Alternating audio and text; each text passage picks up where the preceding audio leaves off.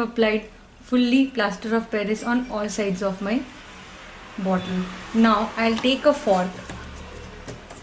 You can see simple fork which we use to eat. We will take that type of fork and we will create the texture by simply rubbing it like this.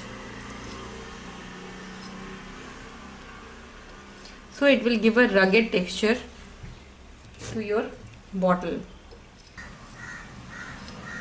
Don't have to follow any pattern, any type of texture, whichever texture you want you can put simply by pulling the knife on the bottle. I have fully put now on the neck of the bottle. I have applied it and I will keep it to dry. As my plaster of Paris coat is dry, I will start decorating it and I will put the